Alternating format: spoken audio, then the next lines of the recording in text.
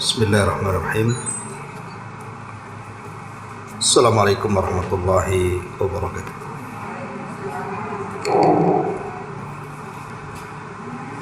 Bismillah wassalatu wassalamu ala rasulillah wa ala alihi wa sahbihi wa mawalah wa la hawla wa la quwata illa billahi wa ba'du.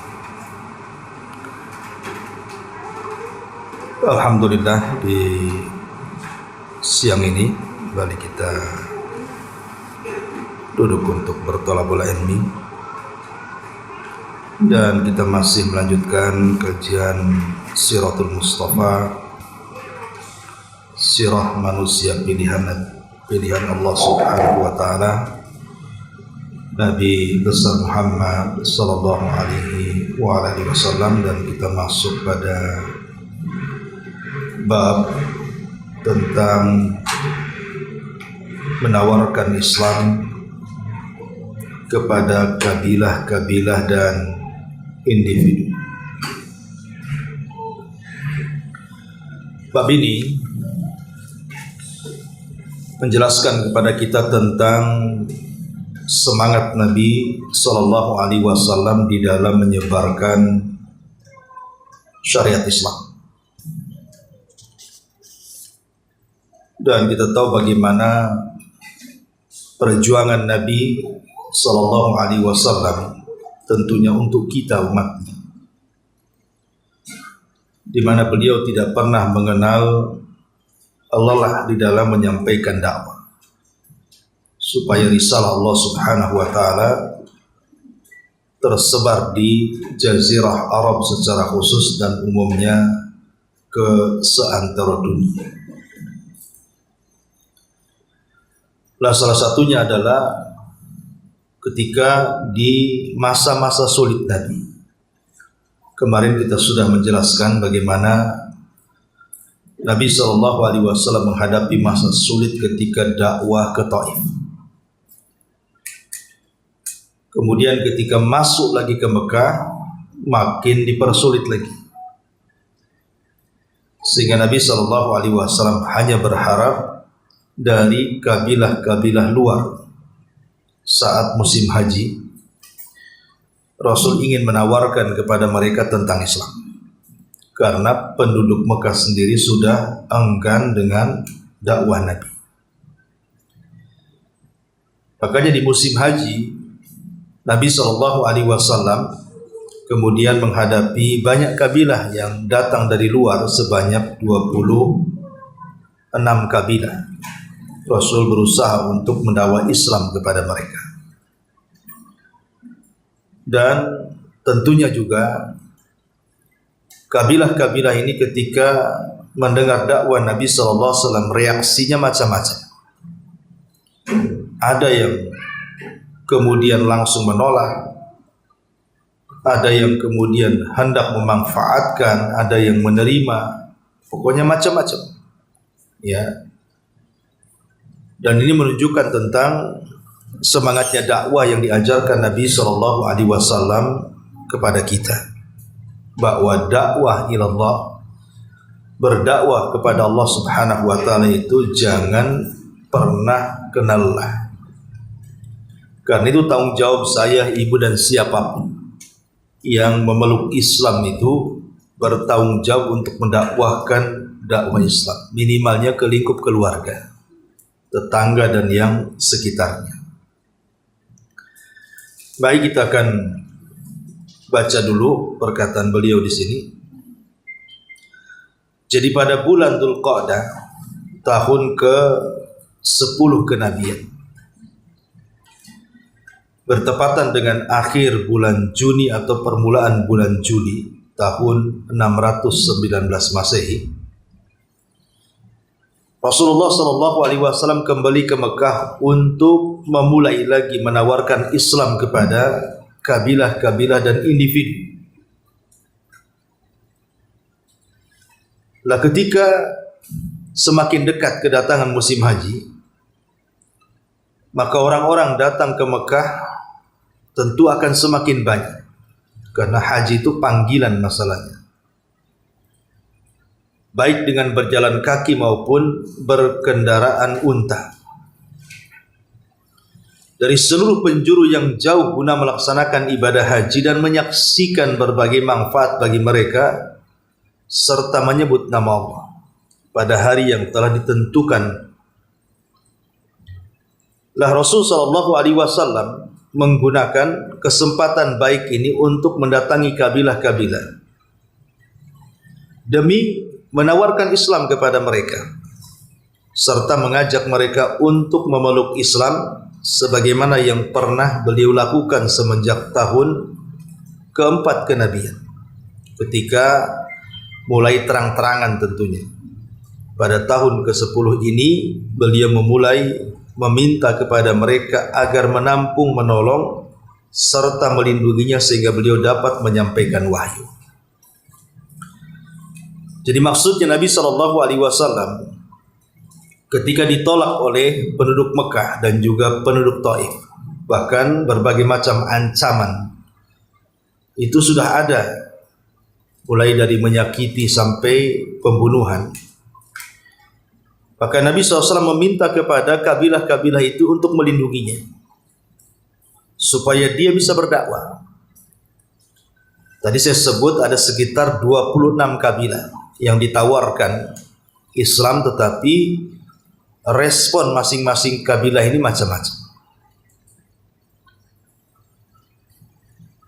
Kemudian kata beliau, Al-Imam Az-Zuhri mengatakan, di antara kabilah-kabilah yang disebutkan yang pernah Nabi SAW kunjungi dan beliau dakwahi serta beliau tawarkan Islam kepada mereka, di antaranya Bani Amir Ibn Sa'sa'ah, kemudian juga Muhairib bin Kasyafah, kemudian kabilah Fazara, Ghassan, Murrah, Hanifah, Sulaim, Abs, Bani Nasr, Bani Al-Bakka, kabilah Kindah, kabilah Kalab, kabilah Al-Haris bin Ka'ab, kabilah Uzrah bin Khadramiyah.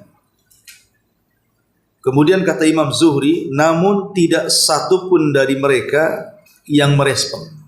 Lihat bagaimana usaha Nabi mendatangi sebanyak ini kabilah, tetapi tidak ada respon sama sekali. Dan itu risiko dakwah, Bu, ya. Jadi tidak semua dakwah itu harus direspon. Terkadang ada orang-orang yang kita ajak untuk melakukan kebaikan atau kembali kepada sunnah Nabi SAW, kembali ke dalam tauhid. Terkadang ada yang mengabaikan. Dari keluarga kita saja kadang-kadang gak peduli, bahkan gak didengar ucapan kita. Dan itu diantara risiko dakwah. Risiko dakwah terkadang tidak ada respon dari orang yang kita dakwai dan kita harus sabar. Karena Rasulullah SAW juga mengalami perkara seperti ini. Tidak perlu kecil hati.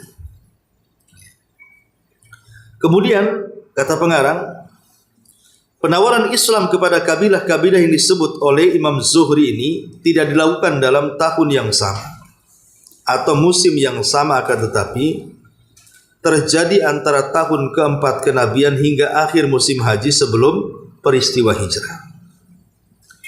Dari sini kita tahu bahwa Nabi SAW memang tidak berdiam diri. Dia terus gitu ya mengajak manusia kepada Allah Subhanahu wa taala tanpa henti setiap hari. Namun menyebutkan persisnya penawaran Islam kepada satu kabilah pada tahun tertentu tidaklah memungkinkan, akan tetapi yang dominan Nabi SAW mengajak banyak kabilah itu adalah pada tahun ke-10 kenabian. Kenapa? Karena di tahun ini Rasul sudah tidak bisa lagi berdakwah leluasa di Mekah. Karena orang Mekah sudah tidak mau lagi. Apalagi dengan di Taif dia disakiti, ya mau tidak mau dia harus cari kabilah-kabilah di luar Mekah di tahun ke-10 ini. Makanya yang paling banyak dominan Rasul berdakwah ke kabilah-kabilah dan individu ini adalah di tahun ke-10 Hijriah. Al-Imam Ibnu Ishaq menyebutkan metode penawaran dan tanggapan mereka terhadap dakwah Rasul itu berbagai macam respon. Di antaranya yang pertama disebutkan kepada Bani Kalb. Jadi satu hari Nabi SAW datang kepada perkampungan salah satu dari kabilah mereka, suku mereka, bernama Bani Abdullah, masih dinaungi Bani Kalb. Beliau menyuruh mereka kepada agama Allah Subhanahu wa taala dan menawarkan kepada mereka untuk membela beliau, untuk menolong beliau, melindungi beliau supaya bisa mendakwahkan Islam. Beliau bersabda kepada mereka, wahai Bani Abdullah, sesungguhnya Allah telah menjadikan nama bapak nenek moyang kalian sangat bagus sekali. Namun mereka tetap menolak apa yang ditawarkan Nabi SAW. Ini juga walaupun Nabi sudah berusaha, tetapi kabilah Bani Abdullah ini menolak. Kemudian yang kedua, kepada Bani Hanifah. Beliau mendatangi rumah-rumah mereka dan menyuruh mereka kepada agama Allah dan menawarkan kepada mereka untuk membela dirinya. Namun tidak ada seorang pun dari kalangan bangsa Arab yang penolakannya lebih buruk dibandingkan penolakan mereka. Jadi Bani Hanifah ini bukan hanya menolak Nabi tapi sampai menyakiti. Ya. Kemudian yang ketiga, kepada Bani Amir ibn Sa'sa'ah. Beliau mendatangi dan menyuruh mereka kepada agama Allah. Beliau juga menawarkan kepada mereka untuk membela beliau. Ada seorang laki-laki namanya Bahirah bin Firas. Bahirah ini salah seorang pemuka mereka berkata, demi Allah, andai kata aku dapat mengambil pemuda ini di tangan orang-orang Quraisy, tentu aku akan berkuasa atas bangsa Arab. Jadi Bahirah ini berbeda dengan kabilah-kabilah yang lainnya. Dia punya firasat. Jadi Bani Amir ibn Sa'sa'ah ini dia punya firasat lain dengan sebelumnya Bani Kalb atau Bani Hanifah. Jadi Bani Amir ibn Sa'sa'ah itu yang diwakili oleh Bahirah bin Faras ini, dia punya firasat lain terhadap Rasul. Jadi ketika Rasul datang kepada mereka, kemudian Nabi SAW menyampaikan Islam, mereka punya firasat ini bukan orang biasa. Ini orang yang akan menguasai bangsa Arab. Dilihat dari raut dan ucapannya. Sehingga Bahirah bin Firas ini kemudian ngomong di hadapan kabilah. Dia mengatakan kalau kita bisa rebut orang ini untuk menjadi pemimpin kita, maka kita akan berkuasa di tengah-tengah Arab lewat dia, katanya. Jadi dia pemikirannya politik ini, Bahirah bin Firas ini. Jadi akhirnya dia coba berdialog dengan Nabi SAW, melakukan tawar-menawar. Apa tawar-menawarnya? Kata Bahirah ini, dia mengatakan, apa pendapatmu jikalau kami membaiat kepadamu, wahai Muhammad, untuk mendukung agamamu, kemudian Allah memenangkan dirimu dalam menghadapi orang-orang yang menentangmu, apakah kami mendapatkan kedudukan sepeninggalmu? Taruhlah seandainya kami lindungi engkau, wahai Muhammad, kemudian kami akan menyerang semua orang yang memusuhimu, sehingga engkau menjadi puncak kekuasaan di tanah Arab ini. Tapi masalahnya, seandainya engkau meninggal dunia, apakah kekuasaanmu akan diwariskan kepada kami? Jadi orang ini berpikir kekuasaan. Maka Nabi SAW bukan orang biasa, Rasul orang cerdas. Karena inti daripada dakwah Nabi SAW bukan berpolitik. Karena hal itu pernah ditawarkan juga oleh pembesar Quraisy, kan gitu. Dan mengatakan, ya Muhammad, kalau engkau ingin harta, kami kumpulkan harta kami. Kau akan menjadi manusia yang paling mulia. Kalau engkau ingin menjadi pemimpin, kami jadikan kau pemimpin kami. Kalau engkau ingin wanita, kami carikan wanita tercantik. Kalau engkau sakit, kami carikan dokternya. Itu pernah ditawarkan kepada Nabi SAW. Tapi Rasul menolak semuanya. Jadi tujuan dakwah Nabi SAW bukan berpolitik, bukan mengambil kekuasaan. Makanya Rasul menjawab tantangan daripada kabilah Bani Amr bin Sa'sa'ah ini. Kata Nabi SAW, kedudukan itu terserah Allah. Dia menempatkan sesuai dengan kehendaknya. Rasul tidak mengatakan, dia kalau aku mati kalian yang akan mewarisi, tidak. Karena kekuasaan itu milik Allah.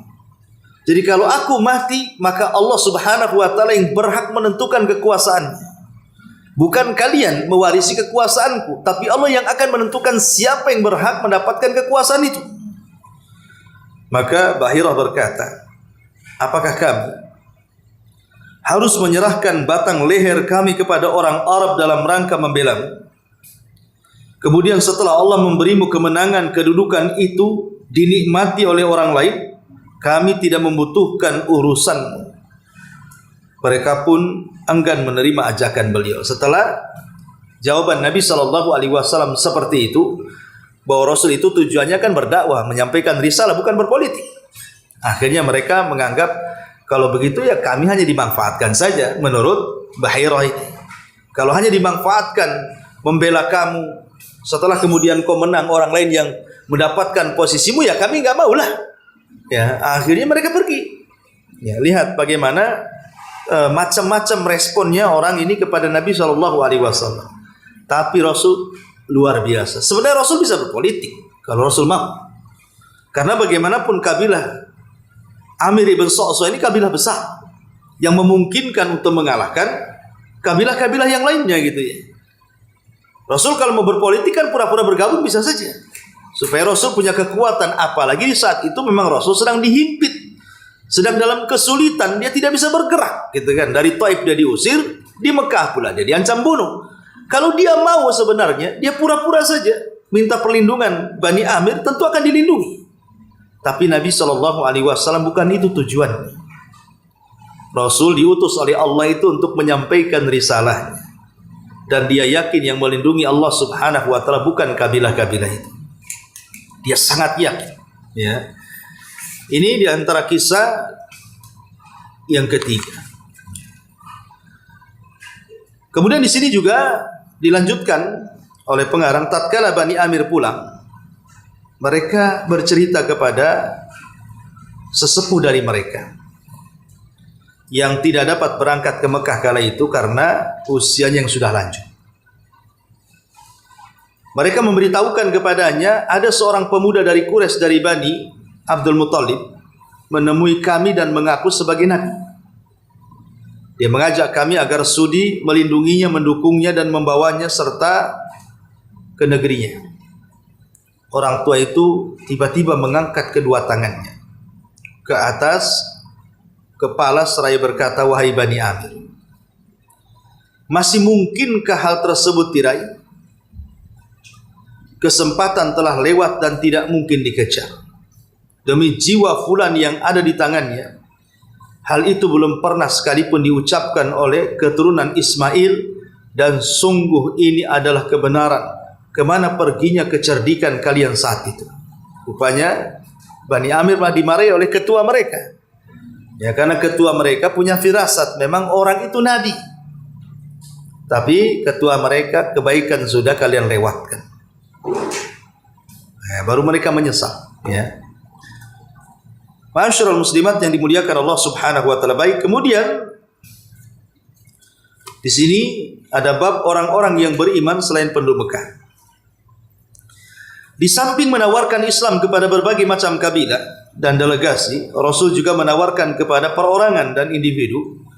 Di antara mereka ada yang menanggapi secara baik-baik dan ada pula orang yang beriman selang beberapa saat setelah berlalunya musim haji. Di antara mereka adalah satu Suwaid bin Samit. Suwaid bin Samit. Suwaid bin Samit ini dijelaskan dia seorang penyair yang cerdas. Salah seorang penduduk Yathrib. Yathrib itu maksudnya Madinah. Dia dijuluki Al-Kamil, yang sempurna, oleh kaumnya. Julukan ini diberikan karena faktor warna kulitnya, keindahan syairnya, kebangsawanannya dan juga nasabnya. Jadi memang komplit dia. Orangnya ganteng, orangnya bangsawan, keturunan orang mulia, dan syairnya juga terkemuka. Lah dia datang ke Mekah untuk melaksanakan ibadah haji dan umrah. Lalu Rasul sallallahu alaihi wasallam mengajak masuk Islam. Beliau berkata, "Sepertinya apa yang ada padamu sama dengan apa yang ada padaku." Ada kecocokan. Lalu Nabi sallallahu alaihi wasallam berkata kepadanya, "Apa yang ada padamu?" Dia menjawab, "Hikmah Luqman." Hikmah Luqman. Jadi dia suka mempelajari ucapan-ucapan Luqman Al-Hakim, Suhaid ibn Samit. Jadi suka membaca kitab-kitab dulu yang berisikan tentang wejangan-wejangan seorang Luqman yang berwejang kepada putranya. Dan itu juga dicantumkan dalam Quran, dalam surah Luqman kan itu. Beliau berkata lagi, "Bacakan kepadaku." Dia pun membacakan. Maka Nabi SAW berkata, "Sesungguhnya ucapan itu indah. Akan tetapi apa yang aku bawa lebih baik daripada ini. Ia adalah Al-Quran yang diturunkan Allah kepadaku. Ia adalah petunjuk dan cahaya." Kemudian beliau membacakan ayat-ayat Al-Quran kepadanya dan mengajaknya untuk masuk Islam. Akhirnya dia pun menerimanya dan belakangan masuk Islam. Bahkan dia sempat bicara, sesungguhnya ini memang benar lebih indah. Maksudnya Al-Quran dibandingkan hikmah-hikmah Luqman yang ia hafal. Tidak beberapa lama setelah kembali ke Madinah, dia pun terbunuh pada perang yang terjadi antara suku Aus dan Khazraj sebelum terjadinya perang Bu'ath. Masuk Islamnya Suhaid ini terjadi pada permulaan tahun ke-11 kenabian. Artinya Rasul sudah berusaha dan perorangan ada yang masuk Islam gitu ya, tetapi kemudian qadarullah meninggal dalam perang suku. Kemudian yang kedua, Iyas bin Mu'adz. Dia seorang pemuda belia dari penduduk Yathrib, masih Madinah juga, yang datang ke Mekah bersama dengan delegasi suku Aus, tentu dalam rangka mengupayakan persekutuan dengan Quraisy untuk menghadapi kaum mereka dari suku Khazraj. Jadi Aus ini ingin bersekutu dengan Quraisy untuk melawan Khazraj, karena kita tahu Khazraj itu kabilahnya lebih besar kalau di Madinah. Karena di Madinah itu kan ada dua suku yang dua-duanya nanti jadi orang Ansor. Pertama Khazraj, yang kedua Aus. Khazraj ini lebih besar, Aus ini kecil. Nah, jadi dua suku ini suka bertengkar. Jadi Aus ini kononnya ingin ke Mekah meminta bantuan orang-orang Quraisy melawan Khazraj. Ceritanya begitu. Ya. Hal ini ketika mereka datang ke Mekah ini pada tahun 11 kenabian, di mana para permusuhan di antara kedua kabilah di Yathrib ini sudah menyala. Sementara jumlah suku Aus lebih sedikit daripada Khazraj. Tatkala mengetahui kedatangan mereka, maka Nabi SAW datang menghampiri mereka dan menawarkan Islam. Jadi sebelum mereka sampai menemui orang-orang Quraisy, maka Rasul sudah menghadang dulu mereka. Kemudian Rasul berkata kepada mereka, "Maukah kalian mendapatkan yang lebih baik dari tujuan kalian semula untuk berperang melawan Khazraj?" Mereka menjawab, "Tentu, apa itu?" Maka kemudian Rasul menjawab, "Ya, aku adalah utusan Allah. Dia telah mengutusku kepada hambanya untuk mengajak mereka beribadah kepada Allah dan tidak menyekutukannya dengan satu apapun. Dan dia telah menurunkan Al-Quran." Kemudian beliau menjelaskan kepada mereka tentang Islam dan membacakan Quran. Lah Iyas bin Mu'adz berkata, "Wahai kaumku, demi Allah, ini adalah lebih baik dari tujuan semula kalian." Mulai terpengaruh tuh, ya. Lalu Abu Haisyar, Anas ibn Rafi, salah seorang yang ikut dalam delegasi tersebut, mengambil segenggam tanah kerikil dan melemparkan ke wajah Iyas seraya berkata, "Menjauhlah dari kami. Sungguh kami datang bukan untuk tujuan ini." Iyas terdiam sedangkan Rasul berdiri meninggalkan mereka. Selanjutnya mereka pun pulang ke Madinah tanpa menuai kesuksesan untuk mengadakan persekutuan dengan orang Quraisy. Tak lama setelah mereka tiba di Yathrib, Iyas meninggal dunia. Sebelum itu dia senantiasa bertahlil, bertakbir, bertahmid dan bertasbih. Menjelang kematiannya, mereka tidak meragukan bahwa dia mati dalam keadaan Islam. Ini juga sayang, belum menyebarkan Islam tapi kemudian Iyas keburu meninggal. Tapi kawan-kawannya tidak mau masuk Islam dan tidak percaya. Ya. Kemudian yang ketiga, Abu Dzar Al-Ghifari. Nah, ini yang menarik, Abu Dzar Al-Ghifari. Jadi Abu Dzar Al-Ghifari ini termasuk penduduk pinggiran Yathrib. Boleh jadi tatkala kabar tentang diutusnya Nabi telah sampai ke Yathrib yang dibawa oleh Suwaid ibn Samit dan Iyas bin Mu'ad sebelum keduanya meninggal. Jadi kabar ini sampai kepada Abu Dzar. Nah, Abu Dzar ini, Bu, itu mantan perompak. Dia orang jahat. Dia suka melakukan kejahatan di padang pasir. Dia tidak segan-segan merampas hartanya, bahkan pembunuh juga gitu ya. Dan dia sangat ditakuti di kabilahnya, Abu Dzar Al-Ghifari. Lah Imam Bukhari meriwayatkan dari Ibnu Abbas, dia berkata, Abu Dzar berkata, aku seorang laki-laki dari suku Ghifar. Satu ketika berita tentang seorang munculnya di Mekah, maksudnya munculnya seorang nabi di Mekah mengaku sebagai nabi, telah sampai kepada. Lalu aku berkata kepada saudaraku, berangkatlah menemui orang itu dan bicaralah dengannya. Lalu ceritakan kepadaku perihal dia, apakah dia betul seorang nabi atau tidak. Jadi Abu Dzar ini, karena dia pemimpin kabilah dan terkenal kejahatannya gitu ya, tapi hidayah sampai. Dari sini menunjukkan kita tidak bisa juga melihat fisik orang, melihat seseorang itu dari sisi negatif. Banyak ke orang jahat akhirnya jadi baik gitu ya, tapi banyak juga orang baik jadi jahat. Nah, sehingga tidak bisa kita ini menghukumi seseorang selama orang itu masih hidup. Contoh di zaman Nabi, ada pemabok yang beberapa kali ditangkap dan didera. Jadi mabok, ketangkap, kemudian dicambuk 40 kali, kemudian dilepas. Selang beberapa hari ketangkap lagi, dicambuk lagi.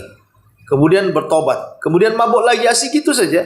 Sampai akhirnya sahabat marah ketika dia dicambuk di hadapan Rasul dan mencelanya. Maka Rasul SAW membela sahabat yang pemabok ini, yang sedang didera.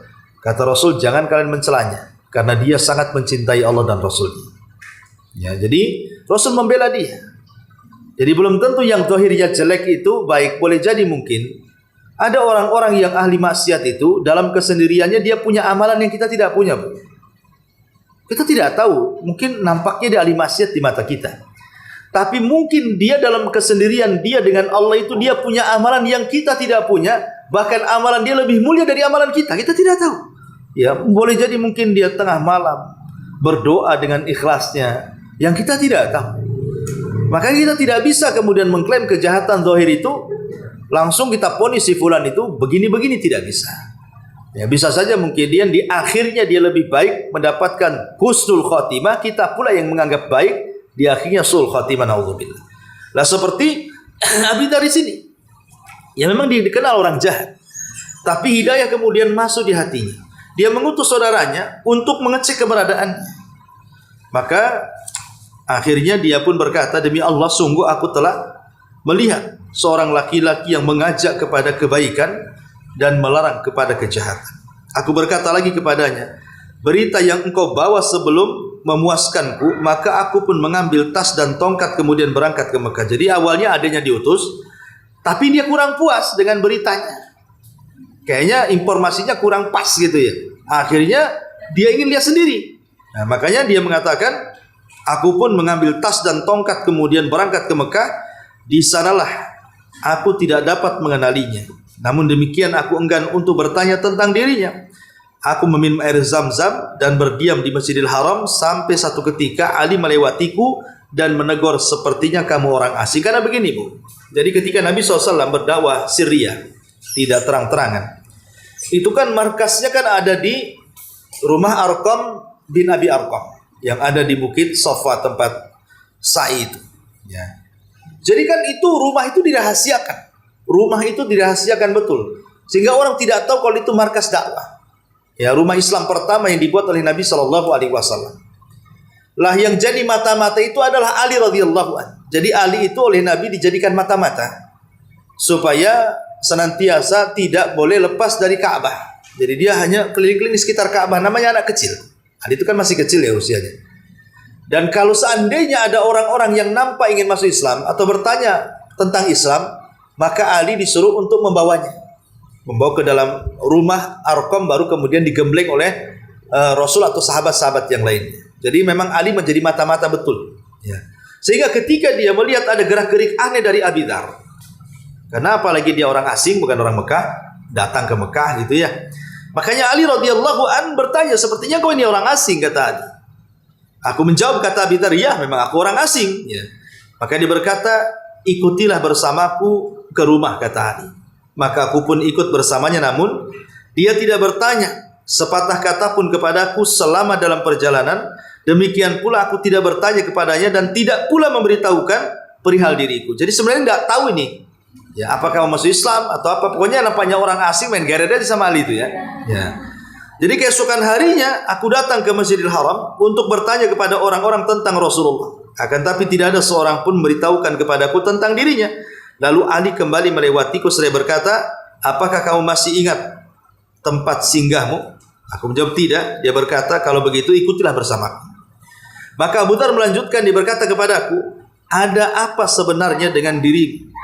Apa maksud kedatanganmu ke negeri ini? Maka Abi Dzar mengatakan, jika engkau mau merahasiakannya, maka aku akan jelaskan. Kata Ali, siap, aku akan rahasiakan. Kemudian Abu Dzar menceritakan tentang bahwa dia mendengar seorang nabi di Mekah dan saya sudah utus adik saya, akhirnya saya penasaran dan begitu seterusnya. Lah, dari situ Ali tahu bahwa orang ini penasaran dengan Islam dan ingin masuk Islam. Makanya kemudian oleh Ali radhiyallahu an baru dibawa ke rumah Arqam. Karena kan kalau dia nggak tahu kan nggak berani dia, paling dibawa ke rumah dia dulu. Nah, tanya dulu apa maksudnya. Sebab kalau seandainya langsung di rumah dibawa ke rumah Arqam nanti ketahuan gitu ya. Dan itu kecerdasan Ali radhiyallahu menutupi Arqam bin Abi Arqam untuk menyelamatkan dia dan markas Islamnya. Nah, lah Ali kemudian berkata kepadanya, kalau begitu kamu sudah menemukan ajaran yang benar. Sekarang aku sedang menunjukkan ke arahnya. Karena itu masuklah di mana aku masuk. Karena sesungguhnya bila aku melihat seseorang yang aku khawatirkan akan mencelakaimu, aku akan minggir ke tembok seolah tengah memperbaiki sandalku. Sedangkan kamu teruslah berjalan. Dia pun berlalu dan aku ikut bersamanya hingga dia memasuki rumah. Aku masuk bersamanya menghadap Nabi, lalu aku berkata kepada beliau, jelaskan kepadaku tentang Islam. Lalu beliau menjelaskannya, maka seketika itu juga aku masuk Islam. Beliau berkata kepadaku, wahai Abi Dzar, rahasiakanlah urusan ini dan kembalilah ke kampung halamanmu. Bila mana engkau telah mendengar kemenangan kami, maka datanglah kembali. Lah dari sini Abu Dzar memang habis itu pulang dan menyembunyikan Islam. Ya, jadi hanya tidak mau menyebarkan Islam, cukup dia dan keluarganya saja. Baru setelah Rasul hijrah dari Mekah ke Madinah dia gabung. Ya, intinya seperti itu Abi Dzar Al-Ghifari, dan ini hidayah yang Allah Subhanahu wa taala berikan kepada Abi Dzar Al-Ghifari dari orang yang dikenal kejahatannya, tapi mendapatkan hidayah kemudian memeluk Islam dan menjadi orang yang paling baik Islam. Banyak hadis-hadis Nabi SAW yang sampai kepada kita lewat Abi Dzar Al-Ghifari radhiyallahu anhu. Kemudian yang keempat, Tufail ibn Amr ad-Dawsi. Tufail ibn Amr ad-Dawsi, secara singkat saja, nggak usah kita baca kelamaan. Jadi Tufail ibn Amr ad-Dawsi ini dia kan dari kabilah Daus, dari Yaman. Ya, dia datang ke Mekah. Tufail ini ingin umroh sebenarnya awalnya. Tufail ini, tetapi kemudian dia pun entah kenapa kabilah Arab ini, suku Quraisy ini mengatakan kepada Tufail supaya jangan mendengar seseorang yang di sini ucapannya seperti sihir. Kalau kau ingin umroh, ambil kapas letakkan di telingamu katanya. Jadi sama pembesar Quraisy, orang-orang Quraisy itu disuruh, kalau kamu tidak menutup telingamu, maka engkau akan mendengar orang yang ucapannya seperti sihir. Maksudnya Rasulullah kan itu. Akhirnya dia umroh, kapasnya dimasukkan ke telinga dua-duanya sambil tawaf itu. Tapi tidak sadar, tiba-tiba dia melihat Nabi SAW sedang sholat. Kemudian dia berpikir, kata Tufail, saya ini orang cerdas. Kalau yang diucapkan orang itu benar, apa salahnya? Kalau yang diucapkan dia salah, aku kan bisa menilainya. Dia akhirnya dibukalah itu kapasnya. Kemudian didekatilah Rasul sedang sholat. Ketika didengar, apa yang salah dari dia? Ya, makanya kemudian dia coba mendekati Nabi SAW. Kemudian Rasul mengajak dialog. Tiba-tiba kemudian dia pun masuk Islam. Intinya seperti itu. Lah, Tufail ini banyak jasanya karena salah satu yang Islam di tangan dia siapa? Abu Hurairah. Abu Hurairah itu masuk Islam di tangan Tufail ibn Amr ad-Dawsi. Dia orang Daus. Ya. Jadi satu hari Abu Tufail ini kan pulang ke kampungnya. Dia mendakwahkan Islam, tapi tidak diterima oleh kaumnya. Sehingga dia balik lagi ke Madinah, menemui Nabi SAW dan mengatakan, "Ya Rasulullah, aku sudah berusaha mendakwai kaumku, tapi mereka menolak. Bisa enggak engkau berdoa kepada Allah untuk memberikan kuasanya kepadaku agar aku bisa memberikan hidayah kepada kaum?" Akhirnya kemudian Rasul mengatakan, "Pergilah. Nanti Allah Subhanahu wa taala akan kirim kebesarannya kepadamu." Dan itu mukjizat Rasul dan karomah bagi Tufail. Akhirnya Tufail pulang ke Daus, rupanya di tengah jalan obornya mati. Ya. Entah kenapa tiba-tiba setelah obornya mati, tiba-tiba tangannya bercahaya. Jadi kayak pegang senter gitu ya. Jadi dia takut, dia mengatakan, "Ya Allah, kalau engkau tidak hilangkan cahaya atau kau pindahkan ke tempat lain, maka kaumku akan terfitnah." Akhirnya tangan yang menyala tiba-tiba redup, pindah pula di jidatnya di sini. Ya orang cari kodok tuh, Bu. Kan ada tuh, ya lampu kodok tuh kan. Ya. Jadi dia mengatakan, "Ya Allah, ini lebih bisa membuat kaumku terfitnah. Sebaiknya kau pindahkan tempat lain." Akhirnya Allah pindahkan ke mulutnya. Kalau ngomong berkilau-kilau Tufail ini. Lah sejak itulah kaumnya takjub dengan Tufail. Akhirnya semua masuk Islam satu Daus itu. Lah salah satunya Abu Hurairah. Ya, salah satunya Abu Hurairah yang kemudian masuk Islam di tangan Tufail ibn Amr ad-Dausi rahimahullahu taala. Ya, wallahu alam. Dan di sini juga ada Dimah al-Azdi, ibu baca sendiri. Kemudian ada beberapa sahabat dari Yathrib, ada 6 sahabat yang memulai masuk Islam. Ya, kemudian terjadilah nanti namanya Bai'at Aqabah yang pertama dan Bai'at Aqabah yang kedua. Insyaallah ini panjang pembahasannya. Nantilah kita lanjutkan minggu depan. Taib sampai di sini. Kalau ada yang mau bertanya silakan.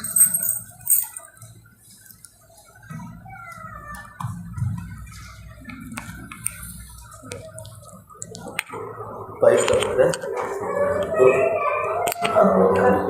Ada? Silakan.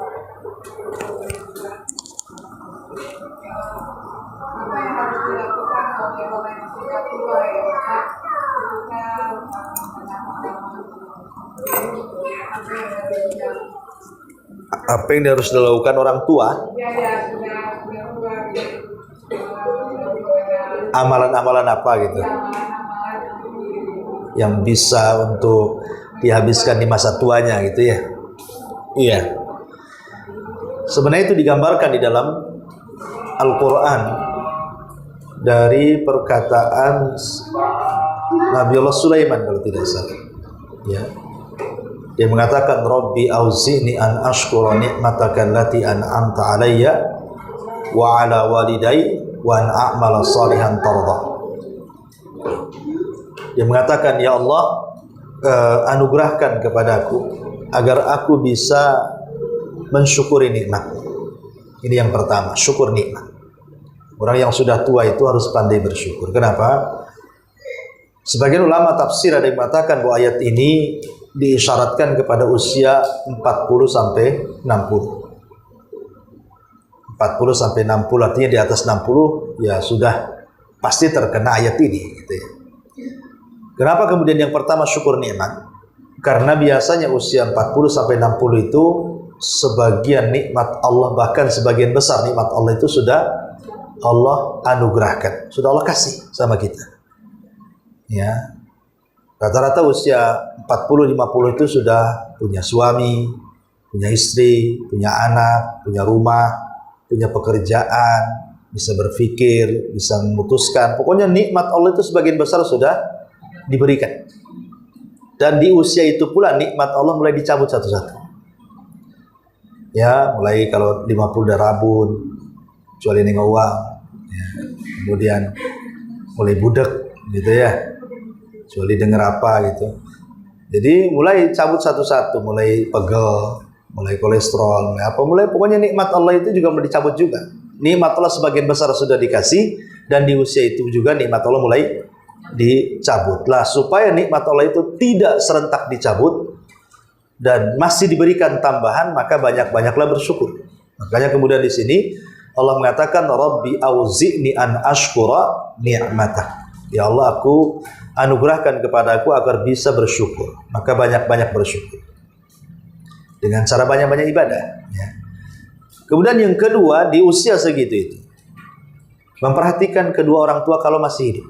Makanya ayat selanjutnya, ya, an ashkura ni'mataka allati an'amta alai wa ala walidai. Karena biasanya usia-usia 40, 50 dia disibukkan dengan suami dan anak-anak, lupa dengan orang tuanya. Padahal ada kewajiban birrul walidain di sini. Tapi karena sudah ada suami, sudah ada anak-anak, apalagi sudah jadi wanita karir, banyak kerja, lupa sama orang tua yang masih hidup. Atau lupa sama orang tua yang sudah meninggal, tidak mendoakannya. Maka amalan yang kedua, ya, berbuat baik ke orang tua kalau masih ada. Karena usia-usia 40 tahun otomatis orang tuanya sudah tua kan, 70-an kan. Ada yang 80-an. Artinya kan lebih harus bisa lagi mendekatkan ke orang tua, jangan sampai posisi pasangan dan anak-anak itu menyibukkan kita dan melupakan orang tua. Itu juga diantara faedah dari ayat ini. Ya, wa ala walidai. Kemudian wa an a'mala sholihan. Baru beramal soleh. Ya, orang-orang tua yang beramal soleh, ya, yang mudah bagi dia lah. Baca Quran, zikir, sholat, apalagi. Makanya kata Imam Ibnu Hazm, dia mengatakan sebaiknya orang-orang yang usia sudah 60 tahun itu lebih banyak tinggal di masjid. Ya, sebaiknya usia 60 tahun itu lebih banyak dekat ke masjid. Ya, maksudnya untuk memudahkan beramal soleh. Karena masjid itu satu-satunya tempat yang bisa terhindar dari fitnah. Enggak, sekarang kalau usia-usia 40 tahun lebih dekat ke mall, ya habislah di situ tempat maksiatnya. Baru an a'mala sholihan tarda. Tarda itu artinya yang diridhoi Allah. Maka di usia tua cari keridhaan Allah. Cari keridhaan Allah, harus lebih banyak menguasai diri, tidak mudah emosi, tidak mudah dendam, tidak mudah naruh penyakit hati, tidak hasad, tidak dendam. Pokoknya jangan sampai gitu ada penyakit-penyakit yang menghalangi antara kita dengan ridha Allah. Karena penyakit-penyakit itu juga mempercepat matinya dia. Ya kan, kalau makin banyak penyakit makin cepat takdir kematiannya. Makanya di sini selain beramal saleh juga cari keridhaan. Cari keridhaan Allah. Dalam ayat yang lain mengatakan wa adkhilni bi rahmatika min ibadikas shalihin. Dia minta supaya berdoa kepada Allah akhir hayatnya itu husnul khatimah, dimasukkan kepada hamba-hamba yang soleh. Nah, itulah secara ringkas global amalan-amalan orang tua. Intinya orang tua itu tidak usah neko-neko, nggak usah macam-macam lah. Ya, yang tersisa itu gunakan untuk beribadah kepada Allah, bersyukur, meminta supaya husnul khatimah. Jangan mudah terprovokasi, bersihkan hati, dekatkan ke tempat ibadah dan memperbanyak amal saleh. Wallahu a'lam. Itu konsep Qur'annya. Subhanaka wa bihamdika, asyhadu an la ilaha illa anta, astaghfiruka wa atubu ilaik. Assalamualaikum warahmatullahi wabarakatuh.